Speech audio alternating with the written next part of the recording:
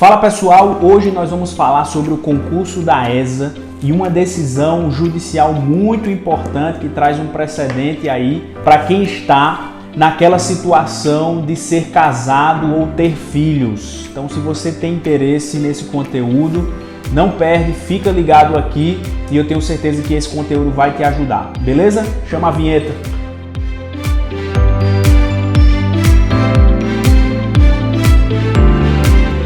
Então, pessoal, vocês que estão fazendo esse concurso da ESA viram que há uma previsão que está sendo replicada nos editais das Forças Armadas, aqui no edital da ESA, no artigo 3º, inciso 22. Mostra aí na tela, diz o seguinte, que o candidato ele não pode ter filhos ou dependentes e não ser casado ou haver constituído união estável por incompatibilidade com o regime exigido para formação e graduação, sendo condição essencial para ingresso e permanência nos órgãos de formação e graduação que mantenham regime de internato, dedicação exclusiva e de disponibilidade permanente peculiar à carreira militar.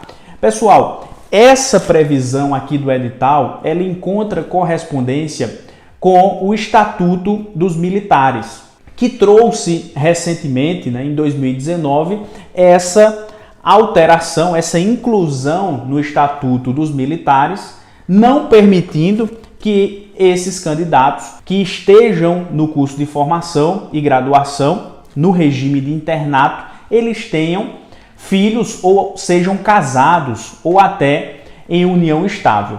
Pessoal, essa previsão ela é totalmente inconstitucional. O que isso quer dizer? É que ela fere princípios que estão na nossa Constituição Federal.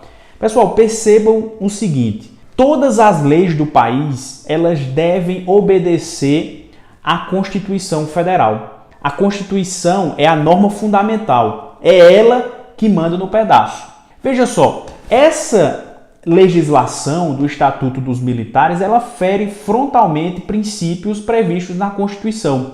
E nós já tivemos a oportunidade de conversar sobre isso e trazer vários conteúdos em relação a essa inconstitucionalidade. Fere o princípio da isonomia, o princípio da dignidade da pessoa humana, fere inclusive o incentivo que o Estado deve dar aos indivíduos para formarem famílias. Não há, pessoal, qualquer razoabilidade ou proporcionalidade de impedir que candidatos se inscrevam no concurso ou até possam ser impedidos de ingressar no curso de formação e graduação. Essa exigência ela não tem qualquer pertinência com a realização dessas funções. Não há pertinência alguma com o exercício funcional do cargo. Não apresenta qualquer pertinência também em relação à atuação nesse cargo. E aí vejam só, já foram ajuizadas ações civis públicas do Ministério Público, inclusive quando o prazo das inscrições foram reabertos para todos os candidatos. Essa reabertura do prazo de inscrições foi por causa de uma decisão judicial. Só que uma decisão judicial que alcançava todos os candidatos porque ela foi proferida dentro de uma ação civil pública do Ministério Público Federal. Entretanto, essa decisão foi reformada e é por isso que não houve a reabertura do prazo de inscrições. Todavia, eu vou trazer aqui para vocês uma decisão de um candidato que entrou com ação individual e aqui, muita atenção. Uma coisa é a ação coletiva, a ação civil pública do Ministério Público e outra coisa é uma ação individual de um candidato que estava nessa situação, nessa situação de ser casado ou ter filhos e teve que ser obrigado a fazer a inscrição, a declarar que estava de acordo com essa regra do edital para que ele pudesse fazer o concurso, normalmente nas suas etapas, e chegar lá no curso de formação, caso ele tenha passado por todas as etapas. Mas veja só, há uma necessidade de que esses candidatos que estejam nessa situação, eles precisam ter cautela. Porque vocês perceberam muito bem que para fazer a inscrição, você já tem que declarar que está em conformidade com essa hipótese de não ser casado ou ter união estável e também não ter filhos. Então, se você diz que está em conformidade, mas você realmente não está, isso pode ser um problemão lá na frente, porque você está inserindo nesse dado, né, um dado que é falso, que não corresponde com a verdade. Isso até em tese, pessoal, é um crime. Então, vocês não podem fazer isso. Não tem aquele negócio do jeitinho brasileiro. Não dá. Isso pode trazer grandes complicações para vocês. E vocês não querem ter aí uma mancha no currículo, na trajetória de vocês. O ideal, pessoal, é vocês, como esse candidato que a gente vai mostrar aqui, possa ingressar com essa ação. Essa ação pode ser feita a qualquer momento, inclusive às vésperas, né, do curso de formação em graduação, mas é interessante que seja feito o quanto antes, porque senão você vai ter problemas também. A justiça às vezes não é célere, você também pode ter decisões que não sejam favoráveis. Mas eu vou trazer aqui para vocês uma decisão recente que nós tivemos aqui no nosso escritório do dia 7 de junho, essa semana, dia 7 de junho de 2021.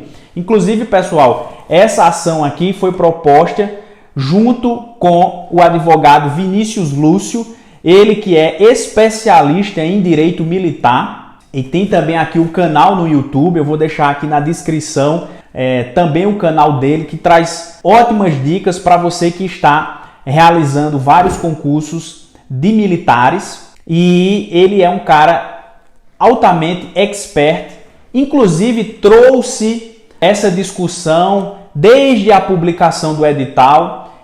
O nosso escritório, juntamente com ele, nós discutimos essa viabilidade jurídica e já propomos algumas ações nesse sentido. E essa ação do dia 7 de junho, essa decisão, ela foi proferida por um desembargador do Tribunal Regional da 5ª Região. E ele acolheu esse nosso argumento de que havia uma desproporcionalidade e uma inconstitucionalidade na previsão desse requisito do edital, que também está no Estatuto dos Militares. Eu vou colocar aqui um trecho da decisão do desembargador, quando ele diz o seguinte: reputa-se presente na hipótese dos autos, uma vez que esta Corte Regional, ao analisar situação análoga, entendeu que não é cabível ou proporcional que circunstâncias de status familiar sejam capazes de impedir o ingresso de candidatos na carreira militar. O estado civil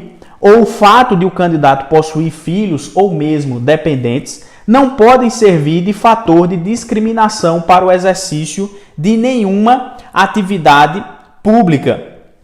E mais à frente, né, o desembargador ainda coloca o seguinte: com relação ao risco de dano grave, este também se verifica presente, sobretudo pela previsão contida no artigo 10 do edital, o qual prevê a inabilitação do candidato que contrariar, ocultar ou adulterar as informações relativas às condições exigidas no ato de inscrição, considerando que o recorrente assinalou a opção como se não tivesse filhos e não fosse casado, é certa a precariedade de sua inscrição, bem como a possibilidade de inabilitação no concurso de admissão com sua eliminação e exclusão. E aqui, pessoal, eu quero fazer uma observação, porque vocês perceberam que o próprio julgador aqui, ele já trouxe uma questão muito interessante, que o próprio edital diz que o candidato deve ser inabilitado se ele ocultar ou adulterar informações. Então, se você não está em conformidade com essa regra, você não pode fazer a inscrição desse concurso sem tomar essas cautelas. Por exemplo, de impugnar essa previsão do edital com uma ação judicial, porque isso vai demonstrar que você só fez a inscrição e assinalou que estava em conformidade com essa regra porque não tinha outra alternativa. Mas você está buscando o Poder Judiciário para conseguir, né, a possibilidade de prosseguir no concurso sem nenhum tipo de problema. Então, o próprio julgador já colocou isso daí como um grave risco, né, um risco de dano grave grave a esse candidato.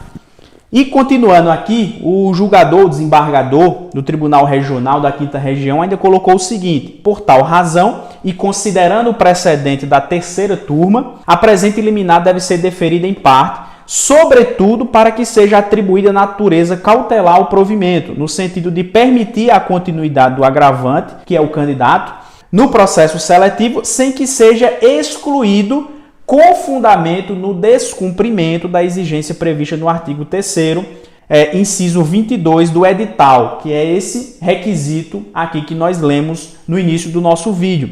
Registre-se, por fim, que é certa a reversibilidade dos efeitos dessa decisão, pois caso a turma julgadora não entenda pelo provimento do recurso, o agravante poderá ser excluído do concurso.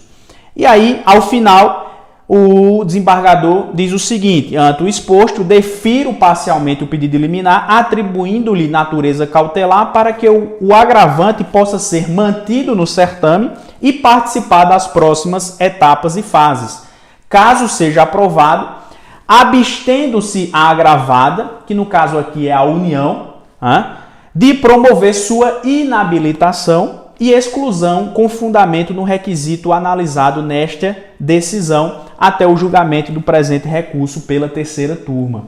Então, pessoal, vocês veem aqui que nós temos uma decisão que permite ao candidato não ser prejudicado durante as fases desse concurso. E caso ele seja aprovado, ele não tenha qualquer problema na hora de ingressar no curso de formação e graduação. Então, é uma decisão muito importante.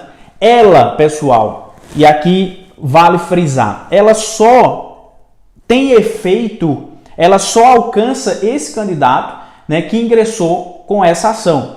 É possível que qualquer outro candidato que se sinta injustiçado, que entenda que realmente essa previsão é inconstitucional, né, ela fere princípios e valores da nossa Constituição, e com base, inclusive, nas próprias decisões favoráveis que nós já temos, né, a exemplo dessa decisão do Tribunal Regional da 5ª Região.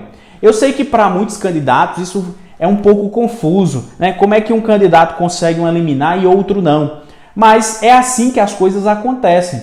Os juízes, os desembargadores, eles têm independência, né, de entender, de interpretar a lei, o edital, e terem, né, posições, entendimentos que sejam diferentes. Então, o que importa aqui é saber que há sim um fundamento muito bom para pleitear a nulidade desse requisito do edital e também para demonstrar a boa-fé do candidato, que mesmo assinalando na inscrição que ele está em conformidade com a regra do edital, no que se refere a não ser casado e ter filhos, isso já demonstra que ele tem boa fé, justamente pelo fato de que ele está impugnando, ele está contrariando essa disposição no edital por uma ação no Poder Judiciário. Então, nós estamos aqui apresentando, né, um importante precedente, mesmo que não tenha sido favorável àquela decisão do TRF da 1ª Região, possibilitando a reabertura para todos os candidatos, mas nada impede, pessoal, que cada candidato que se sentiu injustiçado possa buscar também o Poder Judiciário para que tenha uma decisão como essa. Veja, ninguém está garantindo nada. O que se está aqui colocando é que há essa possibilidade. Os juízes e desembargadores são livres, independentes, podem formar o seu convencimento judicial através das argumentações e dos fundamentos que forem colocados. Mas nós estamos aqui apresentando um precedente muito importante e eu tenho certeza que os próximos concursos, né, isso pode ser revisto, apesar de que há uma complicação, né, porque a ESA é obrigado por lei a colocar esse requisito, então inevitavelmente os candidatos vão ter que ingressar com essas ações, alguns vão conseguir, outros não.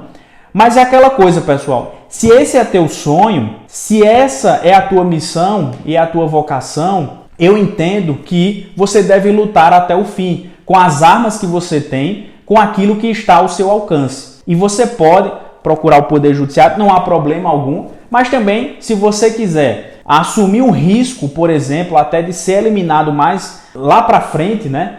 E isso pode lhe prejudicar de forma irreparável. Então, nós estamos aqui trazendo esse alerta para vocês, para que vocês não possam cometer esses equívocos e pensar direitinho aí sobre o futuro de vocês. Tá bom, pessoal? Se você gostou desse vídeo, eu queria pedir a você para você curtir, ajudar o alcance aí do nosso canal. Se você ainda não se inscreveu, também se inscreva nesse canal. Tenho certeza que nós vamos trazer muito conteúdo, já tem muito conteúdo aqui sobre os direitos dos candidatos nos concursos públicos e nós estamos aqui para ser a voz de vocês. Então, conte conosco, nós estamos aqui para ajudar e ser um auxílio para vocês nos concursos públicos em geral. Tá bom, pessoal? Valeu, um forte abraço e até mais.